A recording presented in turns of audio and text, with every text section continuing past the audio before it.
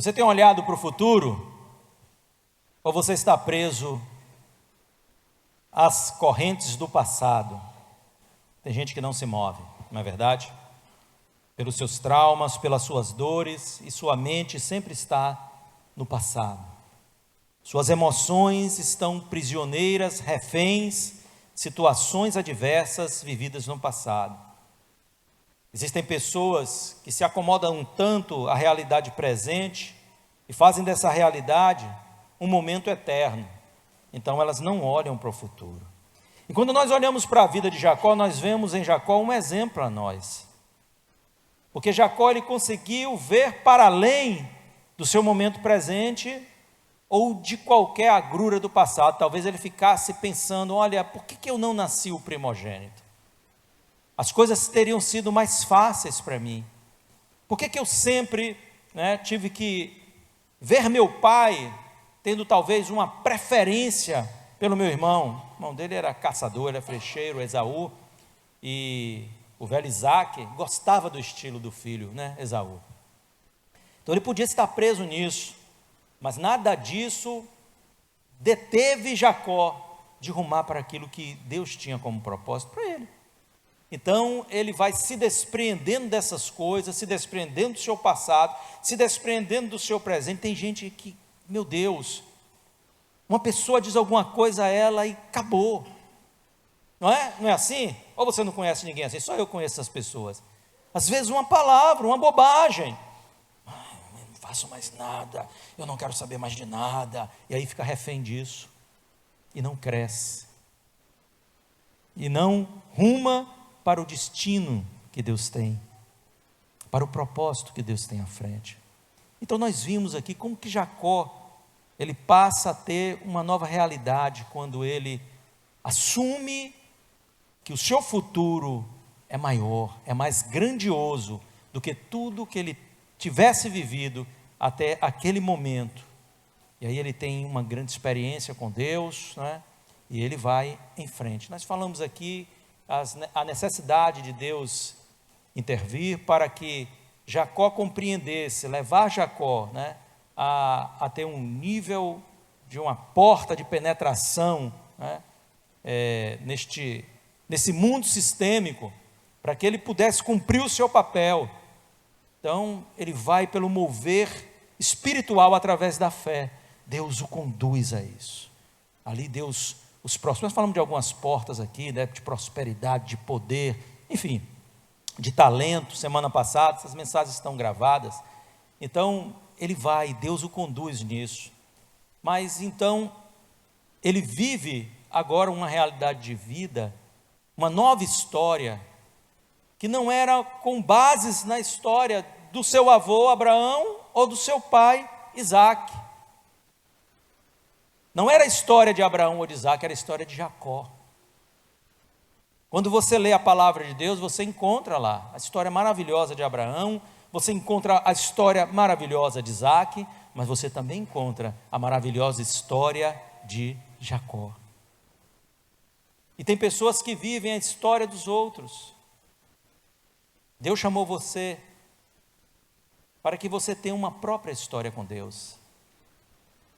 Mesmo que a sua história esteja entrelaçada com outros, mas a marca produzida por você é diferente. Embora sejamos um corpo, nós somos membros individualmente. Então existe características em nós que são individuais. Aquilo que Deus muitas vezes colocou na sua vida, não colocou na minha. Para que não houvesse apenas nenhuma pessoa a responsabilidade do desenvolvimento, do crescimento do reino do Senhor. É por isso que eu dependo de você, e você depende de mim, quer queira, quer não. Nós dependemos uns dos outros. É isso que a palavra de Deus diz para nós. Mas então uma segunda coisa, primeiro uma nova história, agora uma segunda coisa, que Deus vai revelar a ele o seu propósito. Você sabe que uma das grandes chaves de sucesso para o seu futuro é compreender o que Deus tem e quer de você. A pessoa que compreende o propósito de Deus para a sua vida, E é óbvio que eu não sou daquele que acha que Deus vem a você e diz assim: você tem que estudar tal matéria, ou fazer tal curso, estudar em tal escola, comprar tal carro. Eu não entro nesse nível de detalhes, mas a gente tem que convir o seguinte: Deus nos capacitou com uma facilidade de aprendizado, de ter um conhecimento em certas áreas mais do que em outras, ou não é assim? É claro que é. Tem gente aqui que tem a aptidão comercial bem aguçada, tem outros que se botar para comércio vai falir rapidamente. Tem pessoas aqui que têm uma capacidade, né, para dar com área de exatas, aí vem os engenheiros, vem as pessoas que estão trabalhando, se movendo nessa área, porque Deus lhes habilitou para isso. Tem outros, áreas de humana e vai. Então tem pessoas que têm características, né, de estarem ali em uma área como, por exemplo, a área médica, é todo mundo que dá, tem gente que vê sangue, buf, cai lá desmaiado, né?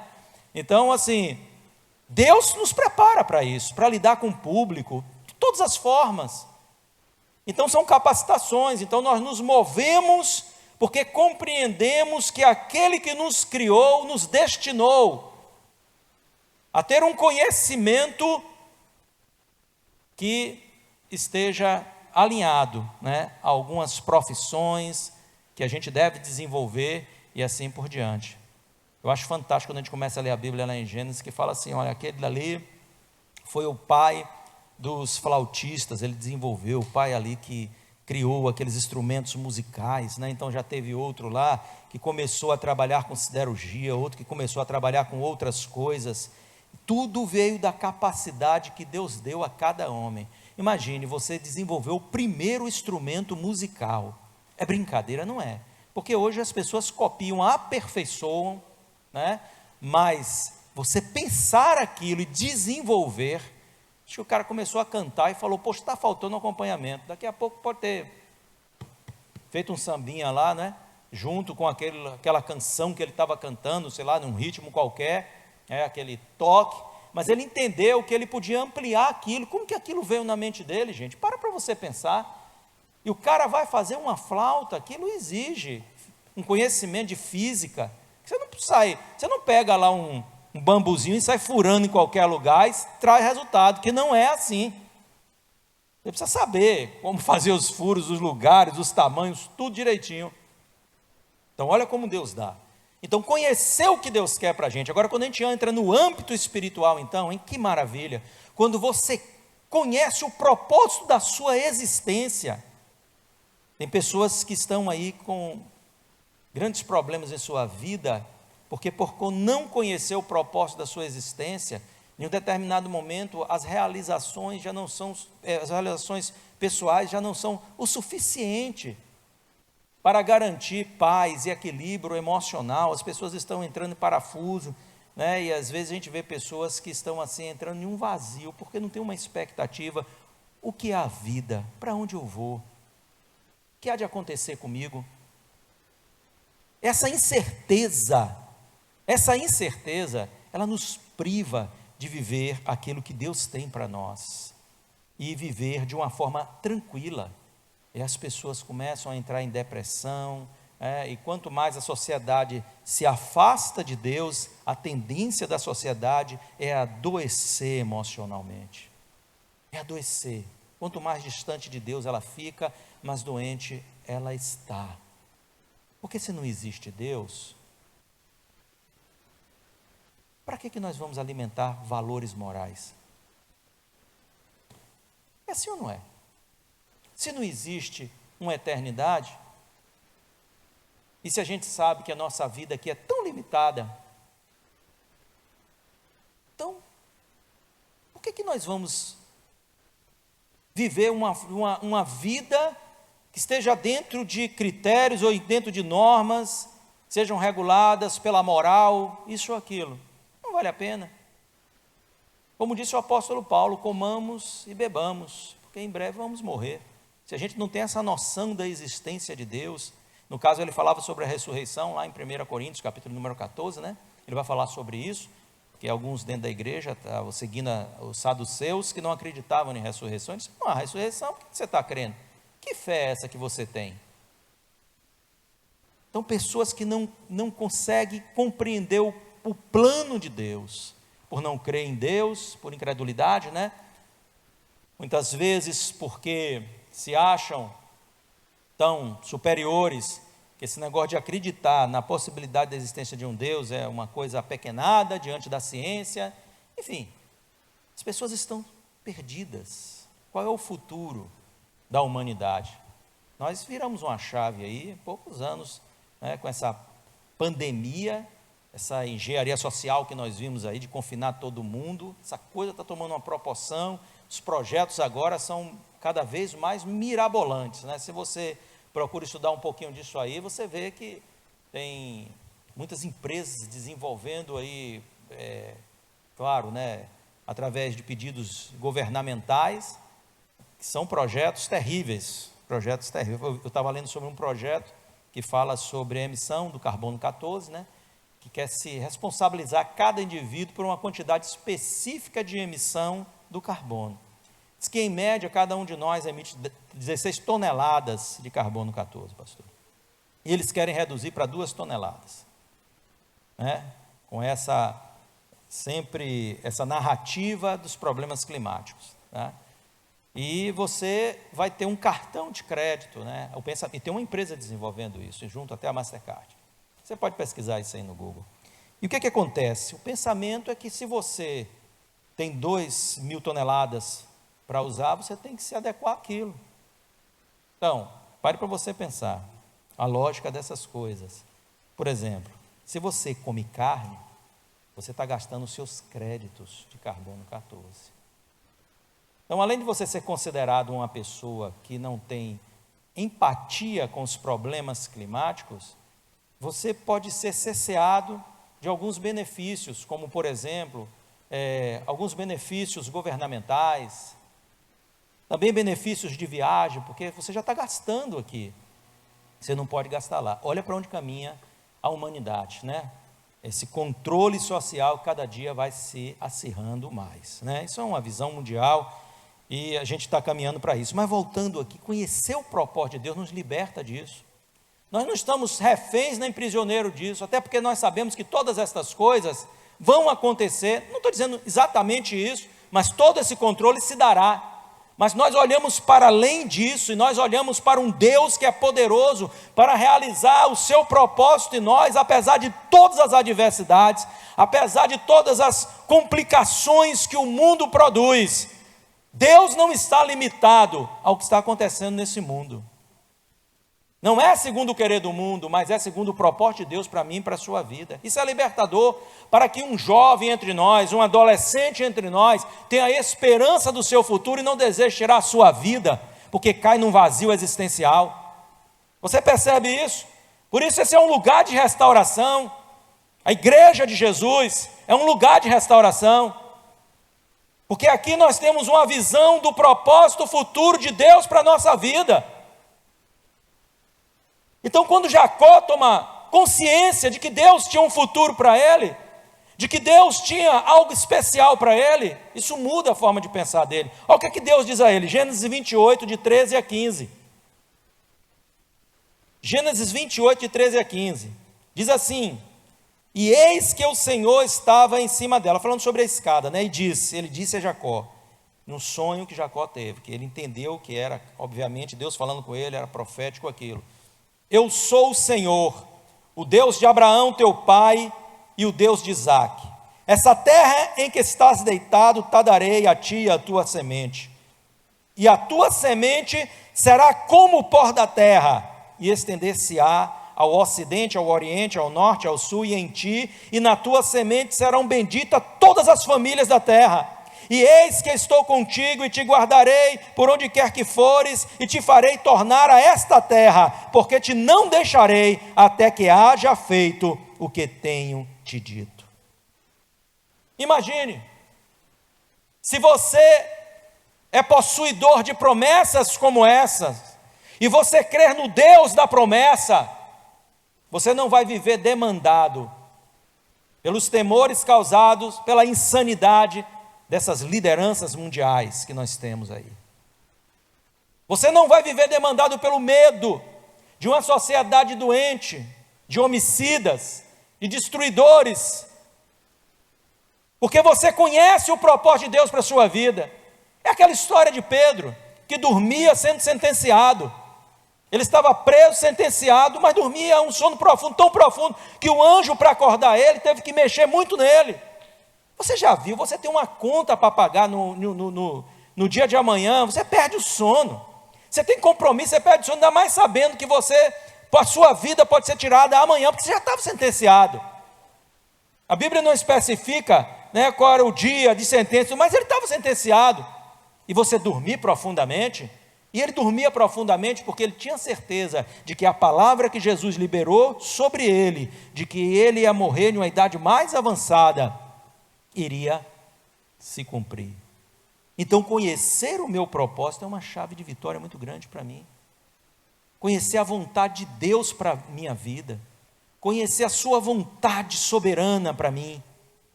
Quando Jesus, né, diz a todos nós que Ele estará conosco todos os dias até a consumação dos séculos, nós temos uma promessa de sua presença, é garantia de vitória, irmão. Você começa a compreender que você não pode estar prisioneiro nem refém dessas coisas. A jornada de Jacó foi extremamente difícil. Ele passou experiências dolorosas ali na casa do seu sogro, mas prosperou a vontade de Deus ou não prosperou? Prosperou a vontade de Deus, prosperou a vontade, o querer do Senhor. O que Deus apenas requer de mim, de você, é que nós nos tornemos cooperadores do propósito que Ele tem para nós. Isso Ele buscou de Jacó, não é? Isso com certeza Ele busca de você. Você tem sido um cooperador do futuro que Deus tem planejado para você? Ou será que você é um sabotador do futuro que Deus tem planejado para você? Aí nós estamos aqui recebendo de Deus, aprendendo com o Senhor, e muitas vezes nós nos olvidamos de Deus, nós nos apartamos de Deus, nós nos afastamos de Deus, e consequentemente estamos nos afastando do propósito de Deus, e criamos sempre. A distração vem de um propósito pessoal. Não é do nada. A distração vem de um propósito pessoal. Nós sempre queremos substituir o propósito de Deus por um propósito pessoal. Porque o propósito pessoal justifica alguma coisa em nossa vida, as nossas ações. Então, quando a gente diz que tem muito a fazer, quando a gente diz que a demanda da vida está muito grande, a gente está se desviando do propósito de Deus, justificando com um propósito, mas é um propósito pessoal. E aí, a gente está em conflito com a vontade de Deus. Como que você pode cooperar? Vamos ver aqui, através da vida de Jacó, com este propósito maior do Senhor na sua vida. Uma coisa que é indispensável é que você mantenha uma conexão estável com Deus. Você está em conexão com Deus, amém? Misericórdia, já caiu, essa daí já caiu há muito. Você está em conexão com Deus, amém? Amém. Glória a Deus, a conexão melhorou agora, viu? A gente fala assim, caiu a internet, né? É a conexão que fica ruim. Quanto mais estável ela for, mais próspero será o propósito de Deus na sua vida. Pare para você pensar, vamos fazer uma analogia aqui com a conexão de internet. Para que um pacote de dados trafegue, você tem que ter uma boa conexão. A conexão tem que estar estável, né? Se a conexão não está estável, você começa a receber a informação, daqui a pouco começa aquele círculozinho ali do mal, a rodar na frente da tela do seu celular, e você vai acompanhando, aquilo vai, né, te trazendo assim uma frustração. Ninguém gosta disso. Então, todo mundo quer uma boa conexão de internet para receber dados. Use isso para você imaginar que o seu relacionamento com Deus tem que ser assim. Deus está mandando os pacotes de dados para a sua vida. Além dos dados, que são as informações que a sua palavra traz, Ele, através da conexão, Ele vai te abençoar. Abençoar. Então, nós precisamos ter uma boa conexão com Deus. Olha para teu irmão aí do lado, vê se ele está com cara de quem está com boa conexão com Deus. E aí? Ou esse provedor está meio fraco. tem que estar ligado. Agora, pare para você imaginar. Quando eu fui morar aqui em Patamares, ali no Greville, então a coisa estava muito insípida, né? Não tinha uma estrutura montada de algumas coisas ainda. Uma delas era cabeamento de rede para cabeamento para a internet, né? Então, eu tive que contratar um provedor que tinha uma transmissão via rádio, né? Via rádio. Então, a questão ali de ser via rádio tinha uma instabilidade muito grande, né? João que é aí mestre nisso aí.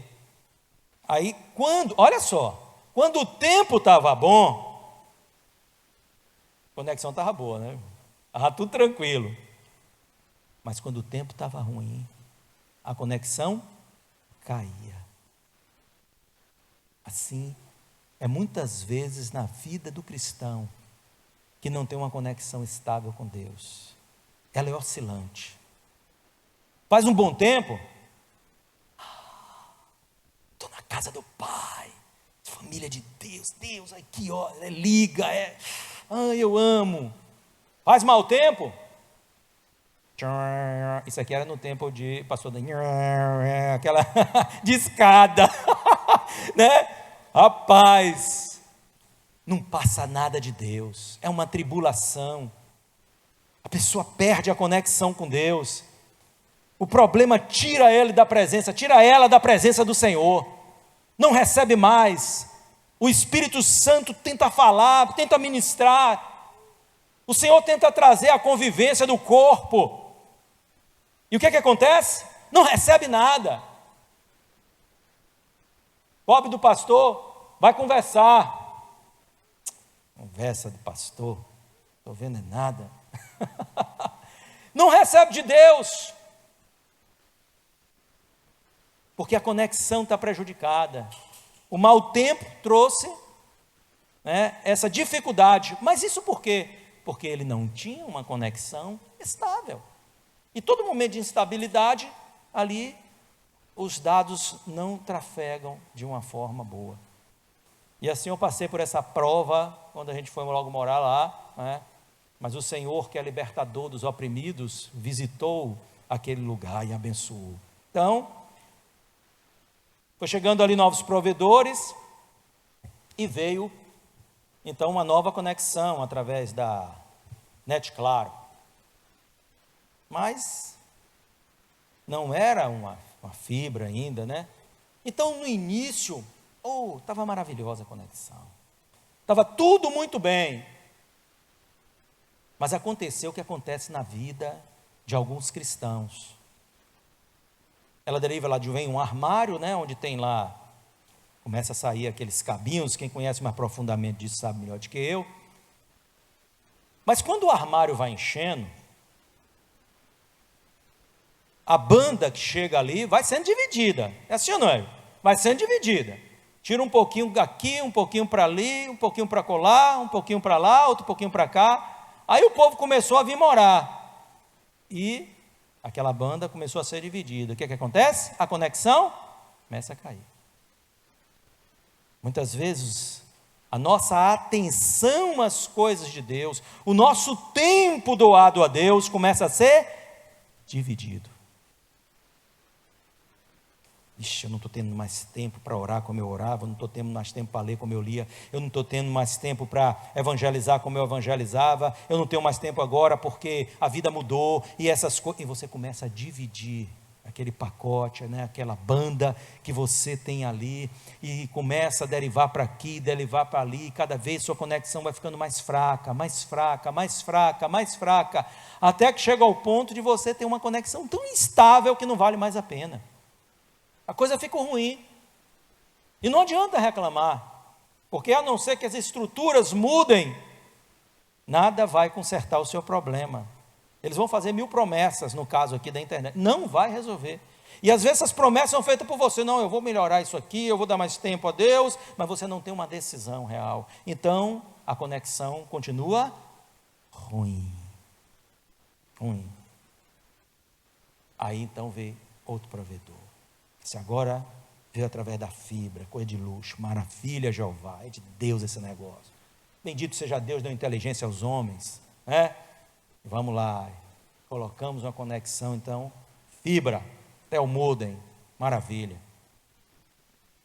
Porradão, quando você está lá na frente do modem, mas então você descobre que a conexão pode estar muito boa em um determinado ambiente da casa, mas não tão boa no outro ambiente da casa. Às vezes a conexão com Deus está muito forte em um ponto, mas Deus está dizendo, você precisa melhorar em outro.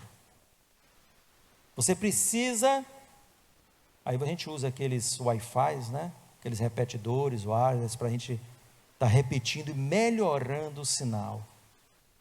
Mas eu quero chamar a sua atenção para isso, porque muitas vezes você olha para uma área da sua vida e diz, isso aqui eu tenho um compromisso. Mas será que a sua vida está comprometida com Deus em todos os aspectos? 100% Jesus? Ou você está aquele meia boca ali, eu estou 50% Jesus, ou seja, aqui, nisso aqui está tudo bem, mas naquilo e naquela outra coisa, não está legal. Você precisa aperfeiçoar a sua conexão com Deus. Aquilo que está chegando de uma forma bem potente em uma área da sua vida, precisa ser replicada para as outras áreas da sua vida,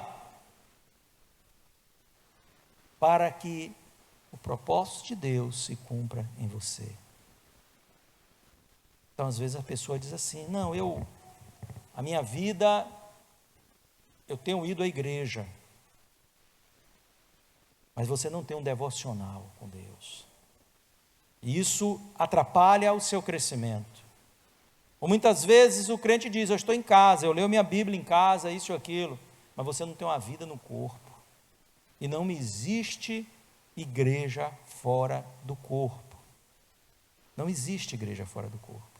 Esse modelo não é bíblico, é modelo de homens. Então, muitas vezes você diz, eu até leio a Bíblia, mas eu não oro. Ou eu até oro, mas eu não leio a Bíblia. Não, você precisa estar 100% conectado com o Senhor. É isso que Deus está requerendo de nós. Era necessário para Jacó isso, uma conexão completa com Deus. Ele tinha muito desejo de se tornar o possuidor das promessas de Deus. Mas olha como é que era o caráter de Jacó. Uau, o caráter dele era terrível. Por isso Deus um dia confrontou no Val de Jaboque e perguntou, como é o teu nome? E ele teve que dizer, você acha que o Senhor não sabia como é que ele se chamava Jacó? Se eu sei, quanto mais Deus. É claro que Deus sabia, mas Deus queria uma confissão dos seus próprios lábios, porque Jacó significa suplantador, traiçoeiro.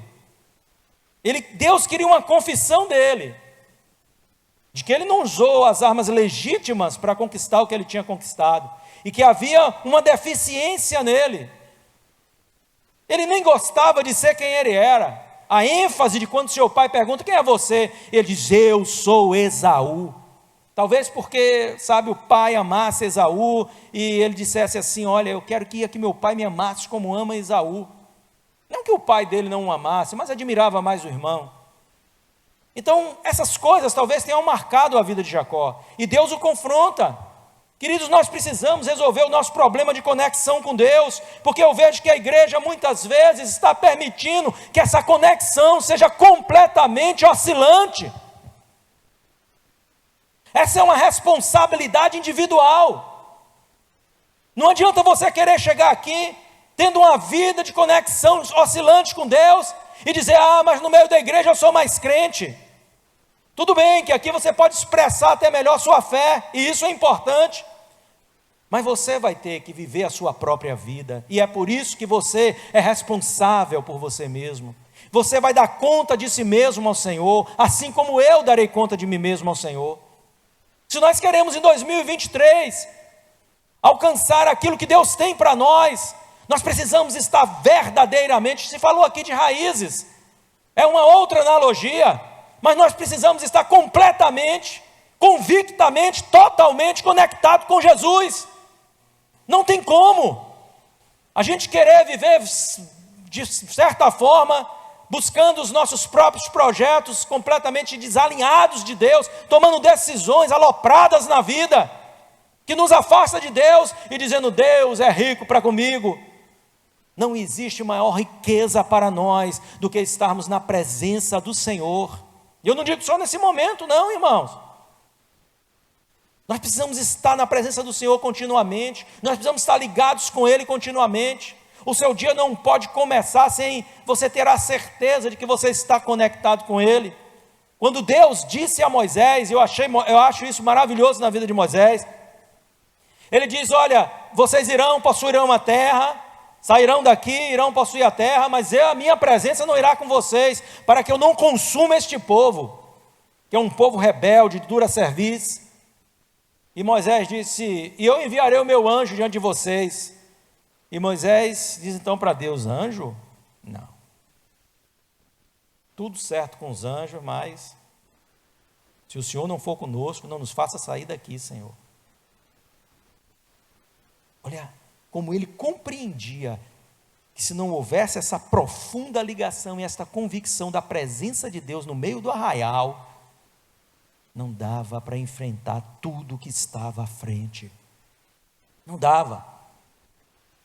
Então ele entendia que os anjos podem ser até suportes, são mensageiros de Deus enviados em nosso favor, tudo bem, mas a presença que faz a diferença, não é a presença de Gabriel, de Miguel, dos anjos que possam estar por aqui, sejam bem-vindos, mas o que eu quero dizer é uma coisa: eu não vim aqui por causa de anjo, eu vim aqui por causa de Jesus, por causa da presença dEle. Isso é que me move, é saber que Ele está em nosso meio. Como Ele disse: estão 2 ou 3 reunidos no meu nome, eu ali estarei. E eu quero estar conectado com Ele, aonde Ele estiver, ligado com Ele. A igreja precisa compreender isso. Quem está ligado com Cristo está ligado com o seu propósito, com a sua missão, com o que ardeu no seu coração ao ponto de fazê-lo sair da sua glória eterna, se humilhar à existência de vida terrena e vir aqui morrer uma morte maldita de cruz em nosso lugar. Como que nós não temos uma conexão com o sentimento, a compaixão de Cristo, e podemos dizer que nós estamos conectados com Deus, com o Senhor? Não, não estamos, irmãos. Estamos em parte, é claro, né? Mas está faltando coisas, nós precisamos nos plugar nisso, nós precisamos nos conectar nos sentimentos do coração de Deus, de ver uma igreja avivada, cheia de fervor, de amor por sua volta, de encontrar uma noiva que está anelando por Ele, dizendo: Maranata, ora vem, Senhor Jesus.